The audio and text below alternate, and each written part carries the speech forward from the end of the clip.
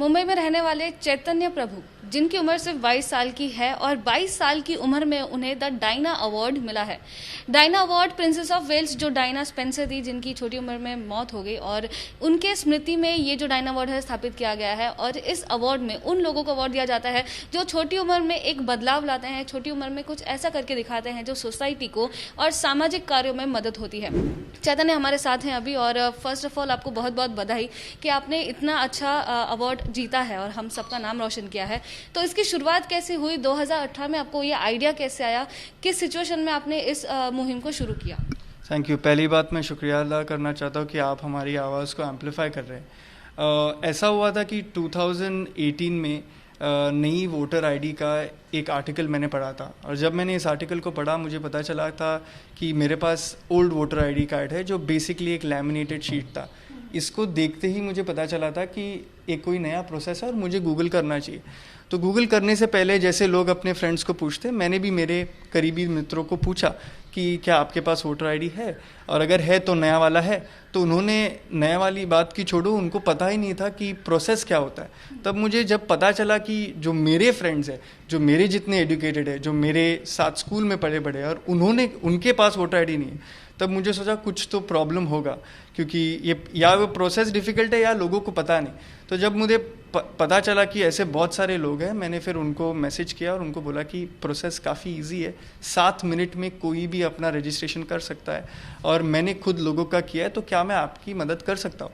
तो लोगों ने बोला ठीक है, आप मुझे मैसेज भेज दीजिए। तो मैंने लोगों को छोटे छोटे कस्टमाइज स्मॉल मैसेजेस भेजा, जिसमें मैंने बहुत आसानी से लिखा था कि स्टेप 1 ये कीजिए, स्टेप 2 लॉगिन कीजिए, जो NVSP पोर्टल है उसी पे लॉगिन कीजिए और आपका वोटर आईडी हो जाएगा। ये मैंने भेजने के बाद भी ऐसे बहुत सारे मेरे खुद के दोस्त और जाने माने लोगों ने बोला ठीक है और नहीं किया। तब मैं समझ गया था कि मुझे जाकर कुछ करना पड़ेगा। तो मैंने उनको नैग नहीं किया, उनको पूछा नहीं क्या आपने किया कि नहीं। मैंने बस इतना ही किया कि मैंने जाके उनको बोला कि मैं आपके लिए वोटर आईडी बना के दे देता हूँ। तो उन्होंने बोला ठीक है, अगर आप बना के दे रहे हो तो ठीक है। तो फिर मैंने, बिकॉज वो मेरे फ्रेंड्स थे, कुछ प्रॉब्लम नहीं था, उन्होंने मुझे अपना आधार कार्ड दिया, उन्होंने हमारा लाइसेंस दिया, और जब उन्होंने ये सारी चीज़ें मुझे दिए, मैंने खुद बैठ के उनका रजिस्ट्रेशन किया। अभी जैसे अपने पीयर ग्रुप्स में जब आप 5 लोगों को रजिस्टर करते हो, 10 को करते हो, फिर बात फैलती है, और जब बात ये फैली कि मैं लोगों के लिए फ्री में मदद कर रहा हूँ, तो बहुत लोगों तक ये पहुंची, और सब म्यूचुअल फंड्स मुझे मैसेज करने लगे कि आप ये कर रहे हो, कौन कर रहा है?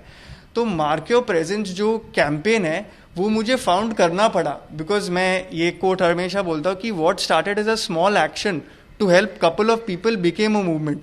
तो जब मैंने 50 लोग को किया, फिर 100 किया, फिर 200 को किया, फिर 300 के जब मेरी क्रॉस हुई नंबर, फिर मुझे पता चला कि मैं कुछ अच्छा ही कर रहा हूँ कि इतने लोग मेरे पास आ रहे हैं और रजिस्टर कर रहे हैं। तब जाकर मैंने इलेक्शन कमीशन से बात की, जो हमारे चीफ इलेक्टोरल ऑफिसर थे मिस्टर अश्विनी कुमार। 2018 में इलेक्शन के पहले मैं उनके पास गया, उनके ऑफिस के बाहर रुका और उन्हें ये बात बोली कि मैंने 300 किए सर, मुझे लगता है मैं शायद से 500 करूंगा और 1000 और शायद से 5000 भी क्रॉस कर सकूंगा। तो उन्होंने बोला कि इलेक्शन कमीशन से हमारा सपोर्ट आपके पास है, आप जितना कुछ कर सकती है कीजिए। देखो, रजिस्ट्रेशन एडवोकेट मैं कर रहा हूँ, मगर उसके बाद का जो प्रोसेस होता है, मैंने रजिस्टर कर दिया, बट उसके बाद इलेक्शन कमीशन को अप्रूव करना पड़ता है, एक प्रोसेस होता है। तो अगर किसी का फॉर्म अटक गया, अगर कोई प्रॉब्लम्स आए, तो वो सारे प्रॉब्लम्स के लिए इलेक्शन कमीशन मुझे हेल्प करेगी, ऐसा उन्होंने बोला था। और ऐसा ही हुआ। हर कोई बात इलेक्शन, जैसे आप जानते हो कमिश्नर बदलते रहते हैं, बट डिपार्टमेंट एक ही रहता है। तो अभी तक सारे डिपार्टमेंट ऑफिसर से मेरी बात होती है। ऐसा कुछ प्रॉब्लम होता है जहाँ पे लोगों के फॉर्म रिजेक्ट होते हैं, तो मैं डायरेक्टली कॉल कर सकता हूँ और लोगों के प्रॉब्लम सॉल्व कर सकता हूँ। तो मैं सिर्फ रजिस्टर नहीं करता, जब तक वोटर के हाथ में वोटर आईडी नहीं आता मैं रुकता नहीं हूँ। और जब पहला इलेक्शन था, जो अपना जनरल इलेक्शन था, उस जनरल इलेक्शन में मैंने 5000 रजिस्ट्रेशंस कर दिए थे। तो जब मैंने 5000 रजिस्ट्रेशन कर दिए, तो मुझे पता चला कि सिर्फ रजिस्ट्रेशन से काम नहीं होने वाला। हमारा लोकतंत्र को अगर हमें स्ट्रेंथन करना है तो 5000 रजिस्ट्रेशन से कुछ नहीं होने वाला, और मोर ओवर एडुकेटेड वोटर चाहिए। तो पहले मैं सिर्फ वोटर रजिस्ट्रेशन करता था, और 5000 वोटर करने के बाद मैंने एजुकेशन पे फोकस किया। अभी वोटर एजुकेशन क्या होता है कि कॉन्स्टिट्यूंसी क्या है, असेंबली क्या है, वार्ड क्या है, कॉर्पोरेटर क्या है, क्योंकि मुझे चाहिए कि जब भी एक युवा वोट करने जाता है वो सोच समझ के करे, वो किसी लिए भी वोट करे फर्क नहीं पड़ता, बट ज़रूरी है कि वो जाने कि जो कंटेस्ट कर रहा है, जो उनका उम्मीदवार है, वो कहाँ से आता है, उसकी क्वालिफिकेशन क्या है, और वो मेरिट पे वोट करे। बिकॉज ये जो डायना अवार्ड आपको दिया गया है, इस डायना अवार्ड में आपको किन किन अचीवमेंट की वजह से यहाँ पे आपको रिकॉग्नाइज किया और ये अवार्ड आपको दिया गया? ये अवार्ड इसीलिए दिया गया है फॉर ह्यूमैनिटेरियन एफर्ट, बिकॉज मैंने जो मोबिलाइज किया है लार्ज यंग लोग को मुंबई में और दिल्ली में भी, उसी के लिए मुझे दिया गया, क्योंकि मैंने 16,000 ऐसे लोगों को रजिस्टर किया हुआ। और जैसे मैंने आपको बोला, मैंने रजिस्ट्रेशन अपने दोस्तों से चालू किया, उसी के बाद मैं हर स्कूल हर कॉलेज में गया हूँ। ये NMIMS हो, जेवियर्स हो, मुंबई के टॉप यूनिवर्सिटीज़ और दिल्ली के भी अशोका जैसी यूनिवर्सिटी में मैं जाके स्पीचेस दिए, सेमिनार्स दिए, जहाँ पे मैंने लोगों को रजिस्टर किया हुआ है।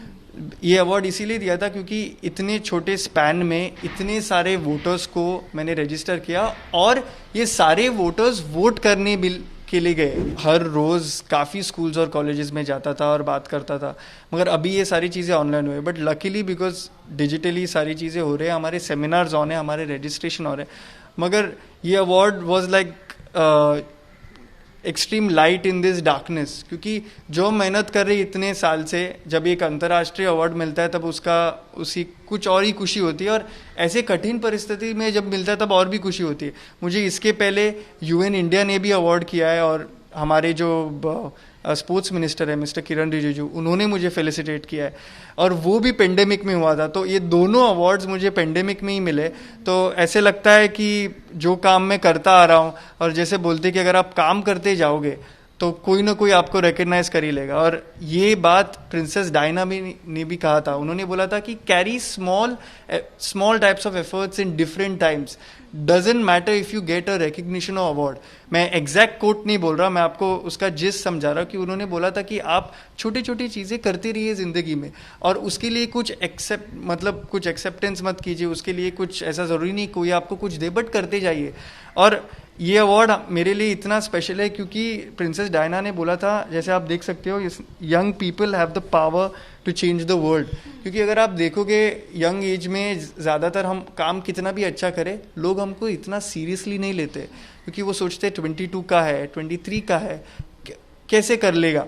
मगर ये बात जब उन्होंने बोला था, उनके अगर आप वीडियोस देखोगे तो उन्होंने बहुत साल पहले ये चीज़ बोली थी कि अगर यंग लोग कुछ करना चाहते हैं तो हम चेंज कर सकते हैं। अभी आप जानते हो कि BMC इलेक्शंस आ रहा है मुंबई में, तो इस इलेक्शंस के लिए मुझे जो रिप्रेजेंटेटिव, जो हमारी उम्मीदवार है और जो हमारे युवा है, इनके बीच में जो दूरी है उसे कम करना है। क्योंकि मुझे चाहिए कि सारे युवा लोगों को पता चले कि उनकी उम्मीदवार कौन है, और उनसे बात करे और उनसे समझे। बिकॉज अगले इलेक्शन में जो इतना क्रूशल है मुंबई के लिए, जहाँ पे हमारे मेयर्स इलेक्ट होंगे, मुझे चाहिए कि मेजॉरिटी यंग लोग जाके वोट करें। बिकॉज मुंबई का जो वोटिंग परसेंटेज है BMC के लिए, आप जानती हो, बहुत ही लो है। सो मुझे ऐसी कैंपेन्स करने हैं जिसमें ये गैप डिक्रीज हो और ज़्यादातर यंग लोग आके वोट करो। उसके लिए मैं एक यूथ मैनिफेस्टो प्लान कर रहा हूँ। इस यूथ मैनिफेस्टो के ज़रिए मैं सारे यंग लोगों को साथ में ला रहा हूँ। जो भी यंग लोगों को चाहिए, जो अपने रिप्रेजेंटेटिव से उनको बात करना है, जो उनसे चाहिए, वो मुझे बता सकते हैं, और हम इसको आउटलाइन करेंगे सो दैट सारे यंग पीपल के डिमांड्स रेडी है। क्योंकि सिर्फ पॉलिटिकल पार्टीज़ के पास क्यों मैनिफेस्टो होना चाहिए, हम भी युवा है, हमारे भी नीड्स है, हम मेजॉरिटी में, और इंडिया को समझना चाहिए कि हम मेजॉरिटी में, बजट्स में हमारे लिए ज़्यादा एलोकेशंस होने चाहिए।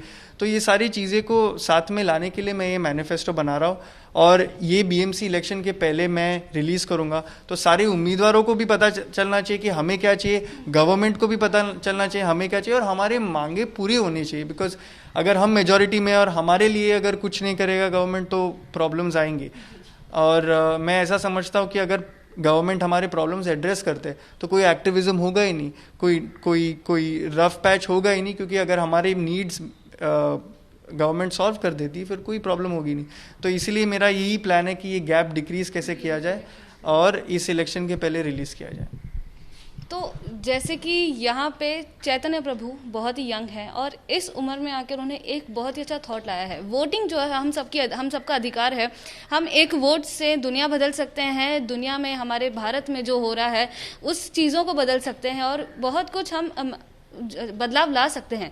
लेकिन उसके चलते जो युवा पीढ़ी है और जो नौजवान है, अगर साथ में मिलकर ऐसा कोई मुहिम शुरुआत करते हैं तो बहुत बड़ी बात होती है। और अंतर्राष्ट्रीय अवार्ड पाने वाले चैतन्य प्रभु ने ये जो मुहिम थी शुरुआत की थी, और अब वो इतना आगे बढ़ चुके हैं कि 16,000 से ज़्यादा लोगों को इसके बारे में उन्होंने जागरूक किया है। और अब जाके बीएमसी इलेक्शन जो कि मुंबई में देखे जाने वाले हैं, उसके चलते भी वो पूरी कोशिश करेंगे कि यहाँ के मुंबई में रहने वाले जितने युवा हैं वो इससे कुछ सीखें और इस चैतन्य प्रभु की मुहिम में उनका साथ दें।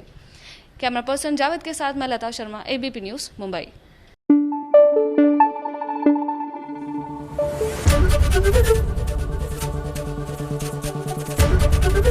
एबीपी न्यूज आपको रखे आगे।